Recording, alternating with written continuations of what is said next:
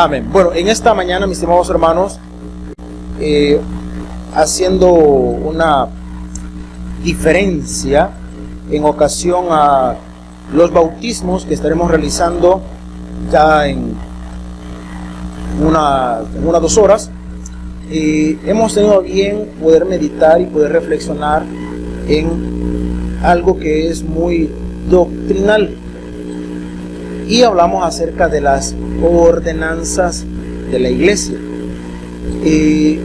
Cuando hablamos de ordenanzas, es, por decirlo de alguna forma, es algo similar a lo que en el tradicionalismo se le llama sacramentos. La diferencia, aunque sí tiene en el significado, sí tiene pues una variación, porque un sacramento es como un acto visible de la manifestación de Dios. Eso es un sacramento, una manifestación visible de la presencia de Dios. Pero cuando hablamos de una ordenanza, hablamos de algo que se estableció, algo que se, como dice su palabra, algo que se ordenó que se hiciera. Entonces, si vamos marcando diferencias en la iglesia cristiana, en donde nuestro fundamento es la Biblia, reconocemos solo 2 ordenanzas. O si usted quiere ponerle sacramentos, también puede hacerlo, aunque no aparece la palabra sacramento. Entonces, son 2.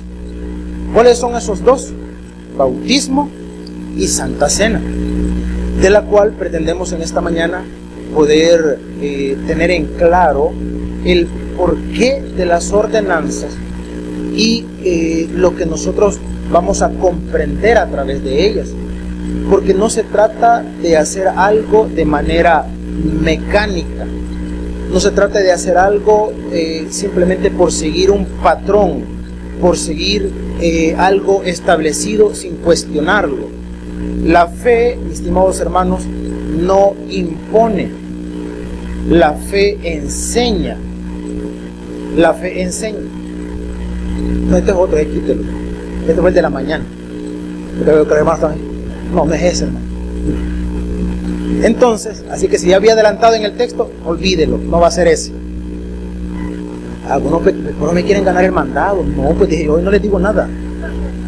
Entonces, mis estimados hermanos, les decía que no se trata de seguir un patrón o de hacer algo simple y sencillamente sin cuestionarlo. Se trata de poder comprender, de poder entender el por qué voy a hacer eso. Entonces, para que vea la presencia que ha descendido aquí, hermanos. Ya que hoy el primero, ahí déjelo, no se preocupe. Entonces, en el tradicionalismo se reconocen, le decía, 7 sacramentos. A ver si me acuerdo y no usted me ayuda, que lo pueda. Se habla de bautismo, se habla de confirma, de primera comunión, se habla de Eucaristía, se habla de Santa Unción o Santos Óleos, se habla de matrimonio y el otro que se me ha escapado, hermano, ¿verdad?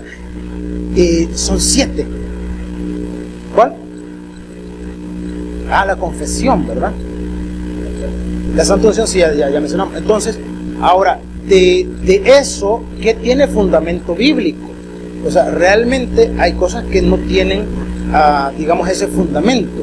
O sea, simplemente es algo que se estableció, algo que se dijo que había que hacer, algo que había que cumplir ciertos requisitos para poder, humanamente hablando, ser aceptos o ser agradables a la iglesia.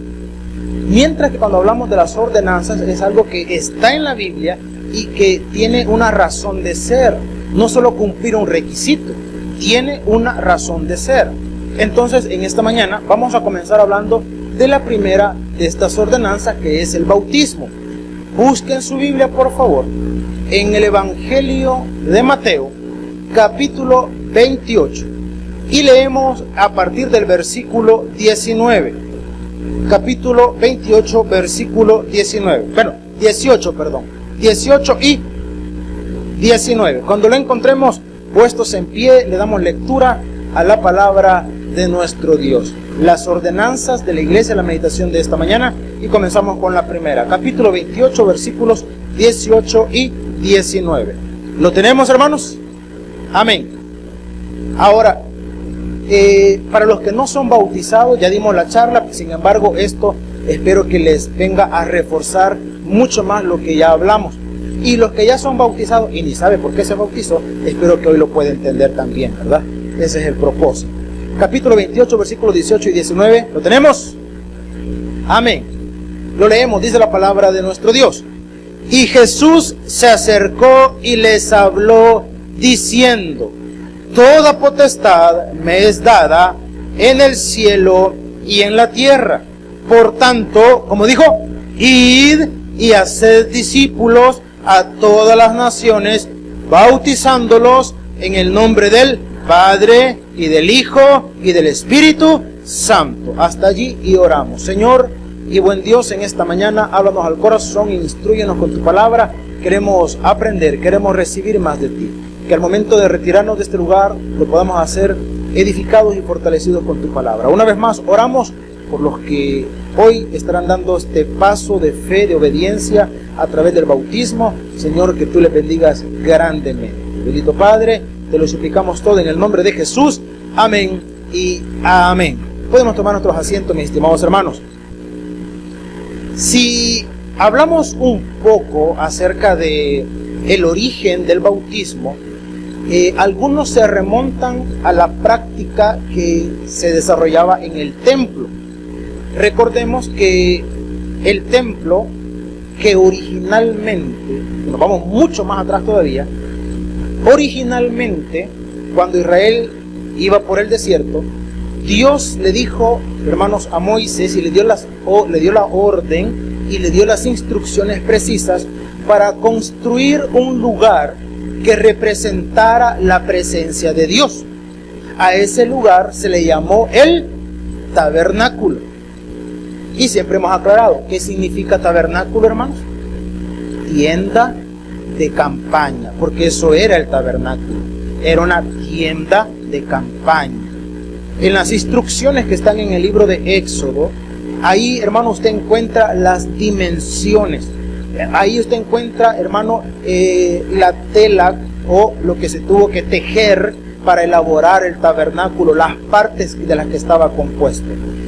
Dentro de ese tabernáculo habían varios elementos que eran, por ejemplo, el altar del sacrificio. Yo por eso les hacía la broma el día viernes, de que a este podio algunos le llaman altar, y para algunos el nombre parece que fuese más sagrado que su misma comunión con Dios, ¿verdad? Porque dicen, no, porque ese es el altar. No, no es el altar, porque en el Antiguo Testamento y en el templo y en el tabernáculo, el altar era el lugar de sacrificio. Y aquí yo no estoy pensando, hermano, ¿verdad?, que me sacrifique. Así es que no es el altar. Aparte que la palabra altar simplemente significa lugar alto. ¿Qué significa altar, hermano? Lugar alto. Son como 30 centímetros nada más. Entonces, otro de los elementos que habían en ese lugar eran unos depósitos que contenían agua. ¿Por qué estaban esos depósitos allí? Porque en la práctica del judaísmo existía, hermanos, llamémosle la contaminación ritual. O sea que una persona podía contaminarse y cuando estaba contaminado no podía participar del ritual en el tabernáculo o en el templo. ¿Y cómo podía ser contaminada una persona? A través de acercarse a un cuerpo muerto, a través de comer un alimento considerado impuro. Aún las mujeres en su periodo menstrual eran consideradas impuras.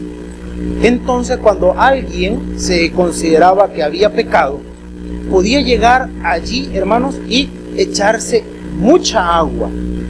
Y eso era el rito de la purificación. Ahora, eso a través del tiempo continuó estando allí, ya después que se construyó el templo, continuó estando allí. Entonces, repito, fíjese bien la asociación. Cuando una persona se consideraba impura, iba y se echaba el agua, y a través de eso era, repito, un ritual, o sea, era una práctica superficial. A través de eso se podían declarar limpios y poder participar de la liturgia en el templo. Cuando apareció Juan el Bautista, Juan, hermanos, predicó el arrepentimiento y tenía una forma tan carismática, tan peculiar, tan hermosa, de una predicación llena de amor, que les decía: arrepiéntanse, generación de... mire que una predicación llena de amor, hermano. Pero como no se trata de la forma, sino del respaldo, Juan tenía el respaldo de Dios, hermano. Y Jesucristo dijo: de los nacidos de mujer no ha nacido nadie más grande que Juan el Bautista. Entonces Juan predicaba el arrepentimiento. Cuando las personas, oiga bien, cuando las personas se arrepentían, y porque ahí tenemos un concepto medio conflictuoso en cuanto a lo que es el arrepentimiento, porque muchas veces uno asocia el arrepentimiento con el dolor. Uno muchas veces asocia el arrepentimiento como algo que me tiene que generar a mí repudio. Hermano, el arrepentimiento no siempre va a generar repudio o dolor. La palabra arrepentimiento significa media vuelta, no vuelta completa, porque si es vuelta completa, ¿dónde queda, hermano? En el mismo lugar. Entonces no, es media vuelta. Es, yo voy en esta dirección, arrepentirse es cambiar de dirección. Eso es arrepentimiento.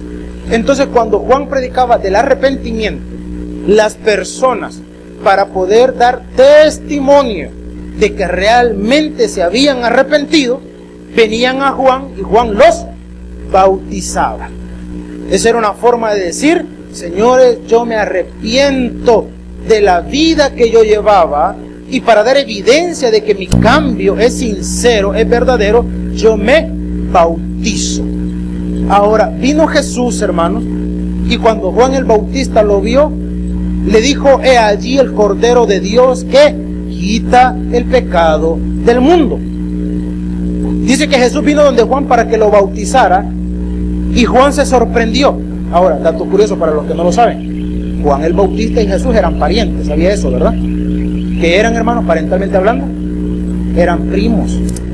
La mamá de Juan el Bautista, que se llamaba, bárbaro, me sorprende, Elizabeth, era prima de María. La gran diferencia, y Juan venía de una línea sacerdotal, porque su papá era sacerdote en el templo. ¿Cómo se llama el papá? Zacarías. ¿Y cuál fue el acontecimiento que sucedió cuando Elizabeth quedó embarazada? Por cierto, a una avanzada edad. ¿Qué pasó, hermano? Zacarías quedó ¿cómo? Bárbaro. No, si me sorprenden ustedes ahora. Bárbaro, han venido afilados. Entonces, eran parientes. O sea que no podemos decir que no se conocían. En cierta medida, hermanos, pudieron haberse conocido. La diferencia es que el ministerio público de Jesucristo se manifestó a partir de su bautismo. Hay historias muy bonitas, historias, hermano, no tienen fundamento, no hay un dato verídico de eso. Pero hay historias bonitas que dicen que cuando Jesús era niño, ¿verdad? Y hacía como milagros, y cuentan cosas bonitas.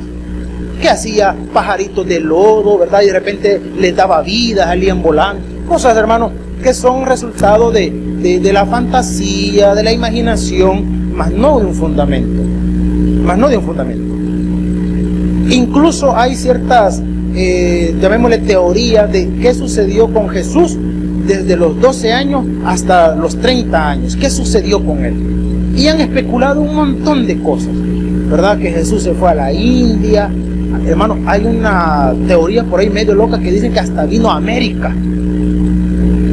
Entonces, pero nada de eso tiene fundamento. Si alguien dice, mire, ¿y entonces qué pasó con la vida de Jesús? ¿Por qué la Biblia no registra ese periodo? Porque la vida de Jesús transcurrió con total normalidad hasta la manifestación de su ministerio público. Por eso. ¿Y qué era? Que la vida de él transcurriera en total normalidad. Como todo judío, Jesús tenía que ir a la sinagoga, Jesús tenía que aprender el oficio de su padre, Jesús tenía, hermano, que simplemente desarrollarse, como, repito, como cualquier otro judío de su época. Entonces Jesús se manifiesta, viene a Juan, Juan le dice, lo que decíamos en un momento, he ahí el Cordero de Dios que quita el pecado del mundo. Vino Jesús, le dijo que quería ser bautizado. Juan se sorprende, le dice, pero yo necesito ser bautizado por ti. Yo no soy digno ni de desatar tus sandalias. Jesús le dijo que conviene que suceda así para que se cumpla toda justicia. En otras palabras, tengo que hacer esto porque nuestro modelo a seguir, ¿quién es, hermanos? Es Jesucristo. Nuestro modelo a seguir no es ningún líder terrenal, no es ningún líder humano, es Jesucristo. Entonces, a partir del bautismo de Jesús, cambia el significado, hermanos, de lo que tradicionalmente venía haciendo.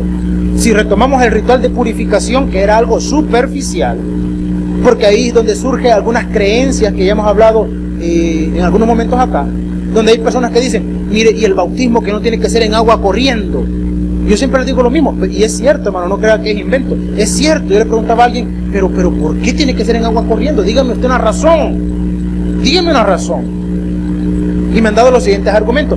Porque Jesús fue bautizado en un río. Pero aquí no tenemos río, solo la Salguate, y no creo que quiera ir allí. No creo que quiera ir allí. Aunque si usted se anima, pues, me compro unas botas de hule y yo le entro, hermano, con guantes y todo. Ay, vea. Entonces ese era un argumento. Porque Jesús se bautizó en un río. Entonces por eso. Bueno, pero si fuese así, por ejemplo, entonces entramos en otro conflicto. Jesús fue bautizado en un río, usted se quiere bautizar como Jesús. Vale, ok, estamos bien. ¿Cómo fue bautizado Jesús? ¿Cómo? Compruébeme usted con la Biblia cómo fue bautizado. Porque la Escritura dice, y que descendieron al río, después subiendo de las aguas. Dice. Pero ¿cómo? ¿Fue bautizado así? ¿Fue bautizado así? Agarró agüitas, se le echó así de guacalito. ¿Cómo fue bautizado?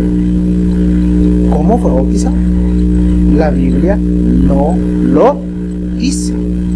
Y hay muchos que su pleito es ese. ¿Sabe usted que aún la iglesia cristiana tiene dos tipos de bautismo? Por inmersión, que es lo que nosotros vamos a practicar ya en un momento, por inmersión, sumergir completamente, y por aspersión, que es, hermano, así, un chorrito. Entonces el gran pleito es, no, que ese bautismo no vale, porque uno tiene que ser cubierto completamente. Pues mire, ahí dice que se bautizó, no dice cómo. No dice cómo. Que nosotros tradicionalmente hemos aprendido a hacerlo de esta manera. Está bien, hermano. Está bien. Que tiene un significado porque es la muerte y la resurrección de Cristo. Está bien, hermano.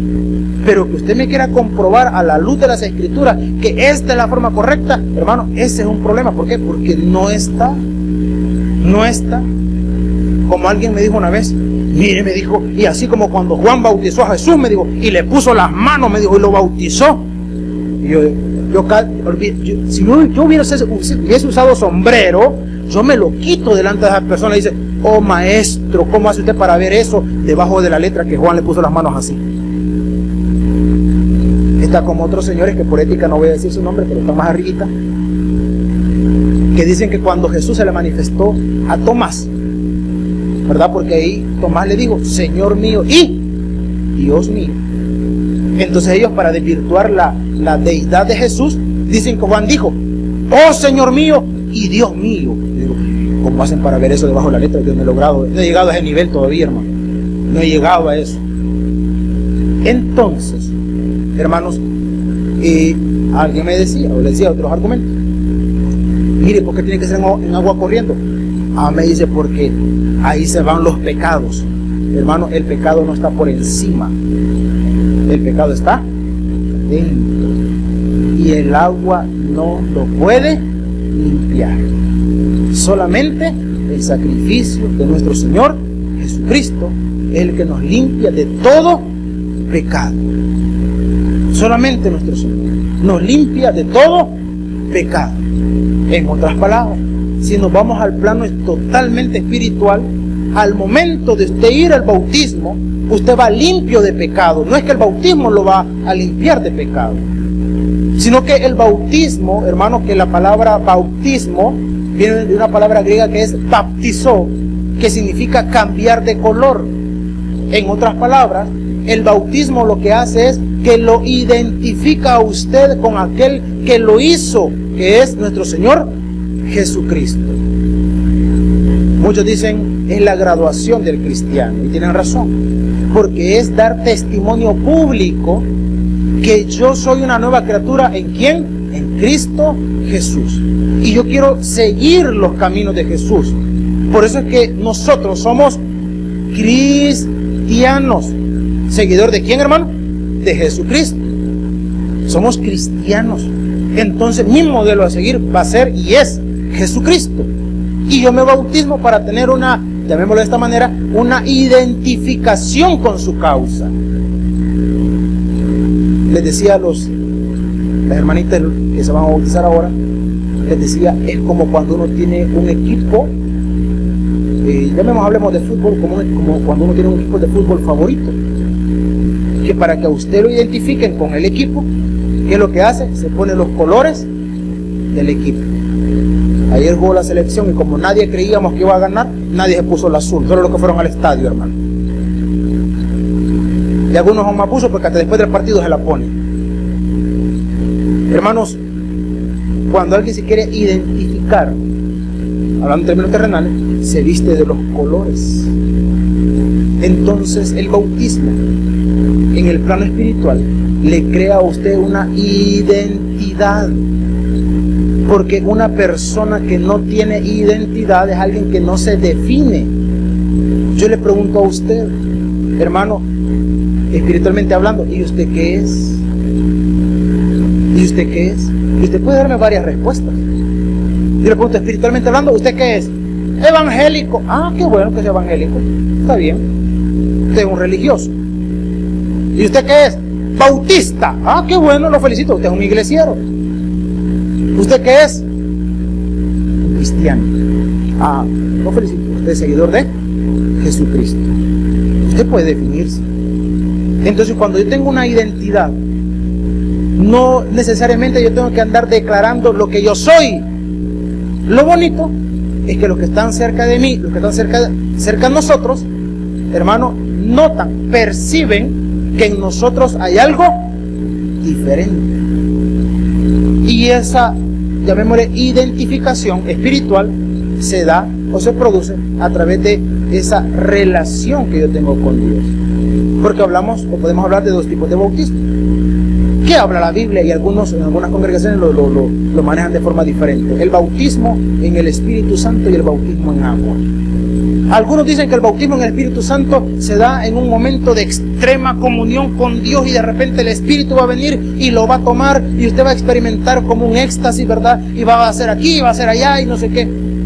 Hermano, usted es bautizado con el Espíritu Santo desde el momento que usted recibe a Jesús como su Señor y Salvador personal. A partir de allí, porque si usted no tiene el Espíritu Santo, usted no es salvo, hermano. Porque el que da testimonio de mi relación con Dios es el Espíritu Santo que mora en mí. Dice que nadie llama Padre a Dios si no es por su Santo Espíritu. Entonces, el bautismo en agua, terrenalmente hablando, nos crea a nosotros una filiación. Por eso es que en el tradicionalismo o en la iglesia tradicional, el bautismo de infantes tuvo una razón de ser. No que siempre haya sido así, sino que tuvo una razón de ser. Y la razón de ser era, hermano, que las personas no tuviesen opción, sino que ya de una sola vez fuesen afiliadas a la religión universal. Que la religión universal fue instituida. No fue algo que fue, llamémosle, ganando terreno, fue instituida. Allá por los años 366 más o menos, con un señor llamado Constantino, que era pues básicamente el emperador de Roma de ese momento. Estaba en una férrea batalla. Para ese momento Constantino ya había sido influenciado por el cristianismo. El cristianismo había tomado fuerza dentro del imperio, pero la religión dominante era el paganismo o el politeísmo. Entonces, dentro del imperio habían tanto cristianos como también habían paganos. Y Constantino, hermano, tenía la influencia tanto de lo uno como de lo otro. Estaba en esa férrea batalla cuando narra la historia que Constantino alzó su mirada al cielo y allí vio, dice, en el cielo una frase en latín que más o menos se pronuncia in signo vinces, in hoc signo vinces, que significa en este signo vencerás. Y vio la figura de una cruz. A partir de allí se adoptó la cruz como un símbolo cristiano. Hermano, la cruz no era el símbolo de los cristianos. El símbolo de los cristianos siempre fue el pescadito o ixoe en el griego, que cada una de esas palabras, de esas letras, en griego, tenían un significado, que más o menos era como Jesús, hijo de Dios. Entonces Constantino adopta eso, y como venció en la batalla, entonces él promulgó una fusión entre el cristianismo para quedar bien con los cristianos, pero sin quedar mal con los paganos. Entonces se fusionó y se creó una nueva religión, una religión que se iba a constituir en la religión universal para el imperio, y de ahí la palabra católico, que significa universal. Entonces, como no iba a haber opción, ahora varios años después, muchos años después, no en ese momento, para que no hubiese opción de filiación, o sea, usted no tenía por qué decidir, ¿verdad? Quiero estar aquí, quiero estar allá, sino que usted ya de una vez lo vamos a absorber para acá. Se instituyó el bautismo como un aspecto obligatorio, y eso tenía una connotación económica también, porque si usted moría y no tenía herederos, entonces todo lo que usted tenía pasaba a manos de la iglesia. En nuestra historia, en nuestro país, fue tanta, hermano, la imposición religiosa que se llegó a considerar como un documento legal la fe de bautismo, y algunos recordarán eso, que para hacer algunos trámites era necesario la fe de bautismo. Ya hay que usted no fuera bautizado, hermano, ya grande le echaban el chorrito, ya grande, porque era un documento de trámite legal. Gracias a Dios que eso ya no es una realidad en nuestro tiempo. En el aspecto cristiano, por eso es que nosotros no bautizamos niños, porque la persona que se va a bautizar tiene que tener pleno uso de razón de lo que va a hacer, plenamente consciente de que tiene una relación con Dios y lo que quiere es dar testimonio público de que su vida está consagrada para Dios. Esa es la razón del bautismo. Decía, en el plano terrenal, en el plano eclesiástico, algunas congregaciones dicen, mire, nosotros tenemos membresía, y tienen un libro de membresía, hermano. ¿Quiénes son los que están allí en ese libro de membresía? Todos los miembros que ellos han bautizado. A mí me han preguntado, mire, ¿y la membresía de la iglesia? No, nosotros no tenemos membresía, no tenemos libro de membresía. Para nosotros todo aquel que viene y que se siente parte de la iglesia es parte de nuestra iglesia. Pero por eso nos llamamos una iglesia de comunión abierta. Lo que sí para nosotros es importante es que una persona o un creyente, antes de servir, pueda ser bautizado. ¿Razones? Bueno, porque es una evidencia de su crecimiento y su madurez espiritual. Y si lo vemos de otra forma, Jesucristo inició su ministerio público inmediatamente después de ser bautizado. Esa es nuestra razón. Ahora, esa es una de las ordenanzas. Y luego se estableció otra ordenanza. ¿Quién la estableció? Al igual que esta, la estableció nuestro Señor Jesucristo. ¿De qué estamos hablando? De la Santa Cena. Busquen su Biblia, por favor, el Evangelio de Lucas, en el capítulo 22. Lucas, en el capítulo 22.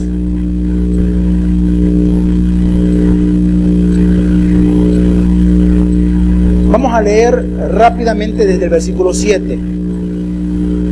Que lo que nos compete está más adelante, pero para tener un contexto.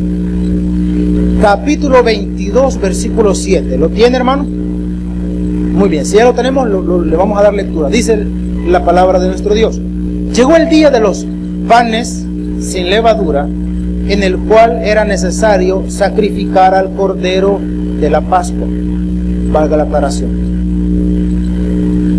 El sacrificio del cordero de la Pascua estaba especificado cómo tenía que ser. Dice la Biblia, un cordero de un año, perfecto. ¿A qué se refiere cuando dice perfecto? Hermano, que no tuviese ninguna condición inapropiada. Que una condición inapropiada incluso podía ser que no fuese de un, por ejemplo, de un blanco total, sino que tuviese manchas. Era descartado.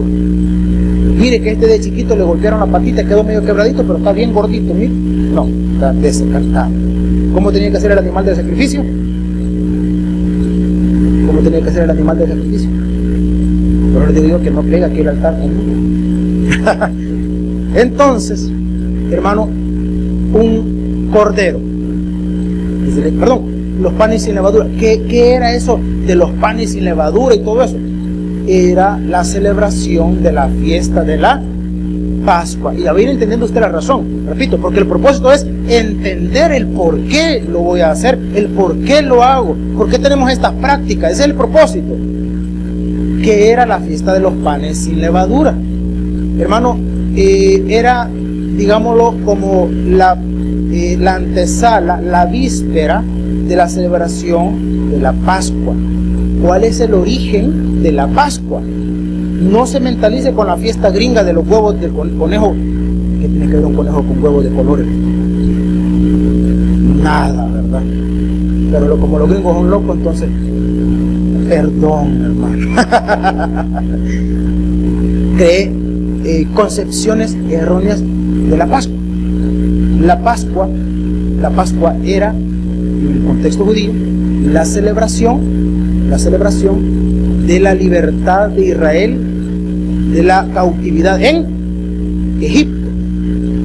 Entonces la palabra Pascua significa pasar por alto o pasar por encima.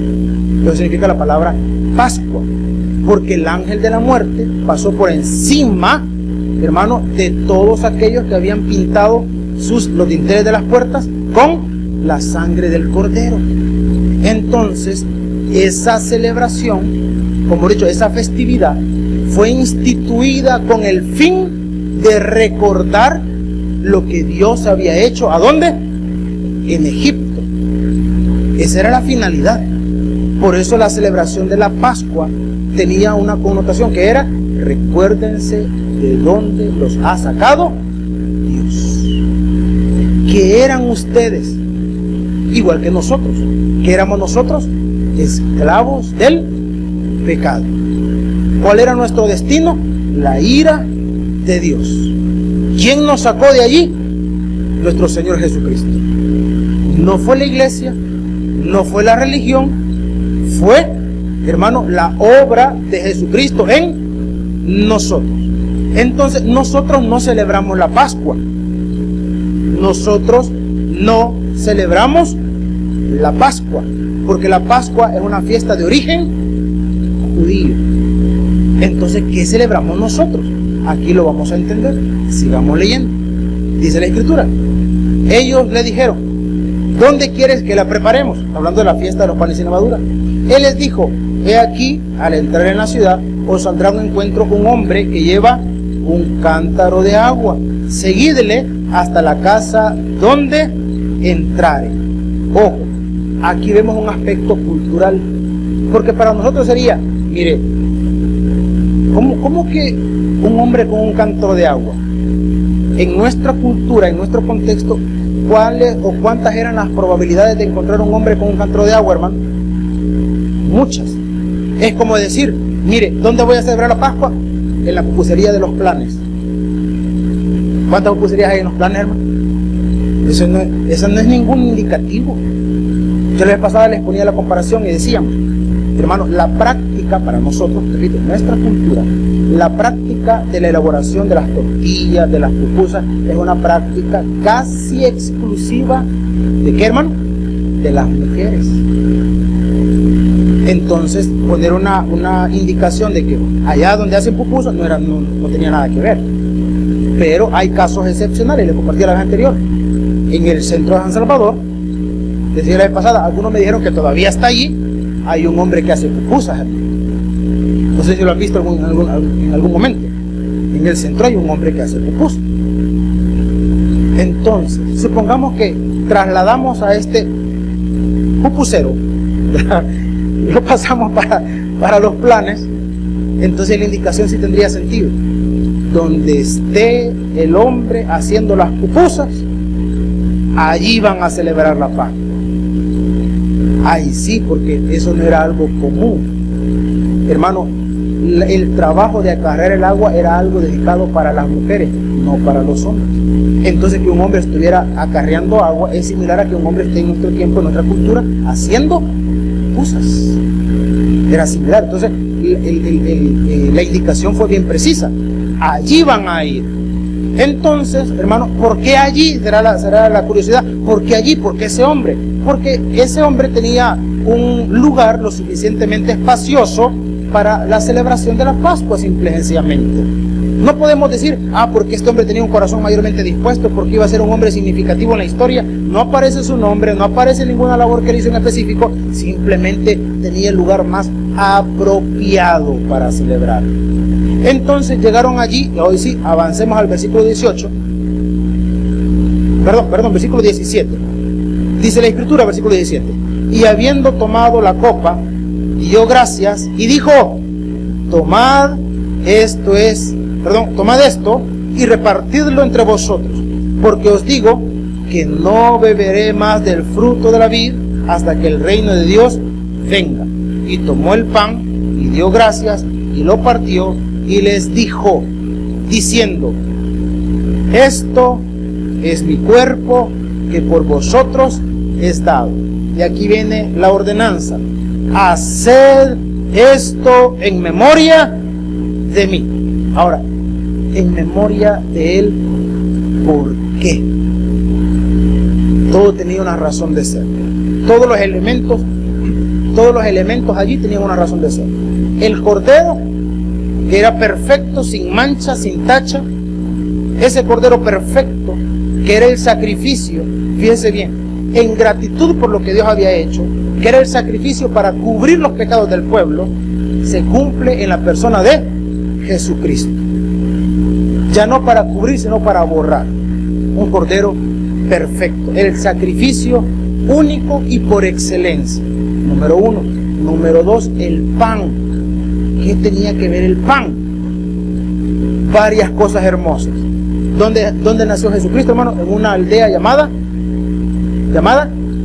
Belén. ¿Cómo se llamaba? Belén. ¿Qué significa Belén? Casa de pan. O para nosotros sería panadería. Entonces, conoce niña que se llame Belén, dígale pancito. Entonces, Belén significa eso. Jesucristo dijo en más de alguna oportunidad, se comparó con el agua y se comparó con el pan. Dijo, si alguno tiene hambre, que fuésemos en pos de él, hermano, porque la comida terrenal es la comida que perece.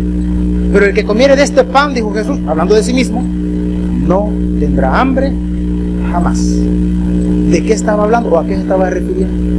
Se estaba refiriendo, estimados hermanos, a que la insatisfacción del individuo no puede ser satisfecha bajo ninguna condición terrenal. La satisfacción del individuo solamente puede tener satisfacción en Jesucristo. Logre todo lo que quiera lograr en la vida, en todos los ámbitos que usted quiera. Mientras Dios no sea el centro de su vida, usted va a estar insatisfecho siempre. Alcance los logros profesionales, académicos, económicos, todo lo que quiera, siempre va a experimentar insatisfacción, porque lo único que le da completa satisfacción al hombre o al individuo y la capacidad para disfrutar lo que está a su alrededor es Dios, hermano. Simplemente. Entonces, el pan representaba su cuerpo, que por vosotros, le dijo, es partido, o sea, es inmolado, es quebrantado. Hablaba de su sacrificio. Haced esto en memoria de mí, porque cada vez que celebramos la Santa Cena, ¿qué es lo que nosotros recordamos? Lo que Jesucristo hizo en la cruz del Calvario. ¿Y por qué lo hizo? Por una simple y sencilla razón, que es porque Él nos amó. Porque no hay otra explicación. Porque Él nos amó.